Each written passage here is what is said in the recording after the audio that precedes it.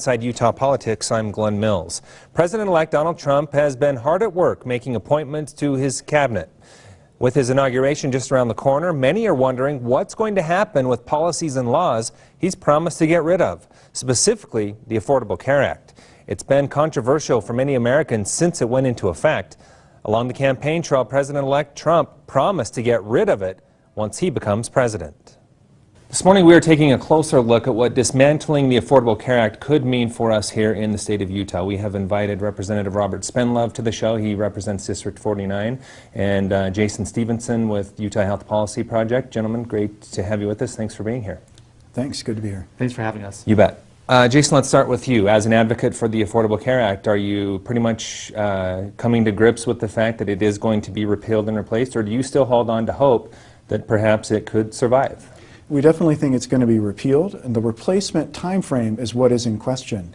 There's some people who think this can happen quickly, within a year or even a couple of months, but we think it's going to take a lot longer. So we see a repeal vote coming up early in January, maybe February, but the replacement planning and actual implementation is going to take several years, mostly dictated by the fact that this is very complicated. It involves doctors, insurance companies, and 20 million consumers. So if it does take that time, what does that mean for the Affordable Care Act in the meantime?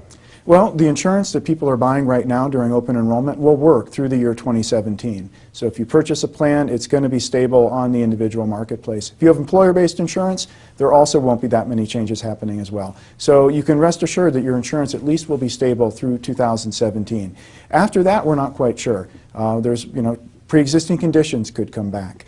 The idea of high-risk pools has been floated in several of the replacement plans, and actually taxing employer-based insurance premiums, which has not been done before. There's a lot in play, there's a lot in flux, and we don't quite know what's going to happen. Representative Spendlove, let's turn to you. Why has this idea of repealing the Affordable Care Act gained so much traction in the public? Well, essentially what's happened is around the country there's been concern about the cost overruns. President Obama talked about bending the cost curve, but what we didn't realize was that it's been bending up. And we hear about people seeing 30% increases in their health insurance, people that where their insurance premium is as much as their mortgage. And it's crushing people around the country, and it's making it so they are struggling just to make ends meet. So when we talk about repealing it, do you see ideas from the Affordable Care Act that are good ideas that could go into a plan to repeal and replace it? I think there's a number of good ideas in the Affordable Care Act that there will be consensus about keeping it. One of them is keeping the prohibition against pre-existing conditions. Now that may change a little bit, but I think most people really like that part of it. The second part is allowing children to stay on their parents' insurance until they're 26 years old. Everyone likes that. A third one, which I think is a critical part, is the health insurance exchanges. We've got about 20 million people on the exchanges now, and for the most part, people enjoy that ability to shop for those plans. And so I think those will stay, but we just don't know what they're going to look like. When we talk about no pre-existing conditions, what about the mandate portion of that? Must the mandate continue in the plan for us to be able to have the pre-existing conditions and to manage the high-risk pools?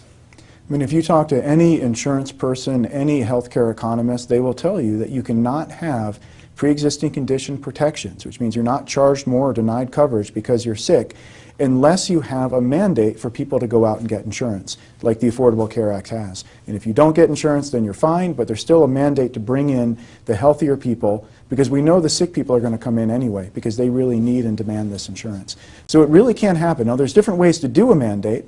Some of them are up front, like the Affordable Care Act, which says buy the insurance or get fined. Some of them are a little bit more underhanded, which is if you don't buy insurance within a couple-month open enrollment period, 10 years down the line, if you try to buy it, then you're going to be medically rated for your health concerns. You'll have pre-existing conditions come back. What are your thoughts on the mandate portion? And I think that one of the things with this entire debate is that it's changing almost daily. But one of the things we heard just this week was that the health insurance providers are working with Congress to try to develop an alternative to a mandate. Now, we don't know what that'll look like, but them showing a willingness, because that was the individual mandate was really included because health insurance companies wanted it. And them showing a willingness to kind of move away from that shows that there may be another way to look at it. But the other side of it, though, is about truly controlling costs. And one of the ways that we can control those costs is, for instance, the subsidy that everyone gets to buy insurance on the exchange. That subsidy goes up to 400% of poverty. So in other words, people making, a family of 4 with 2 kids, making close to $100,000 a year, still gets a subsidy. And maybe that's something that will have to come back a little bit and be less of a rich benefit for people with higher incomes. Is that something that you would be okay with? You know, actually, we're seeing something very different come out of the replacement plans. We're seeing subsidies not based on income and family size, which actually really benefits Utah because we have larger families and lower incomes compared to many other states, but subsidies based on age. That's what's in Tom Price's replacement plan. It's also been favored by Speaker Paul Ryan. That would actually pull hundreds of dollars a month away from Utah families that they currently get to buy subsidized insurance. So I don't really see the income factor being continued in a replacement plan. I see it actually being age-based, which will actually hurt Utah families. Family of 4 in West Valley City would lose $300 a month in their subsidy compared to what they get now. But again, we don't know exactly what the plan will look like. All we That's know true. is what was presented back in June or months ago. We've got a whole new environment, so we really need to focus on what is possible rather than what people have said in the past. Right, and it is in a bill. It's in Tom Price's bill. He sets out exactly what the age-based subsidies are. So it's true it could change, but it's there, and that is certainly something that is going to be prioritized and looked at as they build the replacement plan. Who are the key players to watch in D.C. as this plan moves forward? Well, there's a number of them. The number one, in my opinion, is Paul Ryan. Paul Ryan is really kind of the policy lead. He's been working on this for a long time. Another one, of course, is Tom Price, the new head of Health and Human Services. Donald Trump is going to be an active participant, mostly through his Vice President, Mike Pence. Our own Orrin Hatch will be really active in this as well as the head of the Senate Finance Committee. But there's a dark horse that I've been watching, which is going to be the new head of Medicaid. And she's a kind of an unknown. Her name is Seema Verma. And what we know is that there's going to be all the talking heads at the top, but the real work is going to be done at the staff level, and that's where we're going to see the big impacts. Jason, as a group, what will you guys be doing to try to have an impact on this process? So you and others. What we really see coming out is that there's going to be a lot of ideas floated. Get rid of pre-existing conditions, require continuous coverage, charge women more than men for insurance. These are going to be floated out there the same way they were back in 2010 when the Affordable Care Act was first discussed. We're going to try to explain how these different proposals will impact Utah families. For instance, switching from an income and family size subsidy rubric to one based on age. It's going to cost Utah families thousands of dollars a year in lost subsidies. Charging women more than men or making maternity care optional is definitely going to impact Utah families when they go to have a baby and realize that maternity care is not included in the essential health benefits as it was under the Affordable Care Act. So we're going to look at everything coming out of D.C. and everything coming up here in Utah and interpreting it for how it's going to impact not just low-income Utah families, but we actually see this affecting people all the way up the income chain and including people who get their insurance from their employer. All right, so as we mentioned, it's clear that a lot of this is still up in the air and we're not certain how it may go. But one point I want to get from both of you real quick, I have about 30 seconds left. What role should the state play versus the federal government?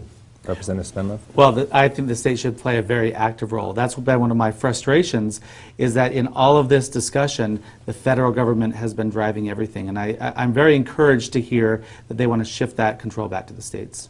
Jason? And what we've seen under the Affordable Care Act are some high standards set for coverage and for benefits and for subsidies. I think we're going to see those reduced under the new administration. What I'd like to see from the state is really improving those where Utah families want them. Do we want autism coverage? Well, let's make that an exception. Let's boost that here. Do we want maternity care coverage for Utah moms? Let's make that a priority in Utah. So I hope the representatives are receptive to what the consumers want. All right, very interesting conversation. Gentlemen, thanks for being here with us this morning. Absolutely. Thank you.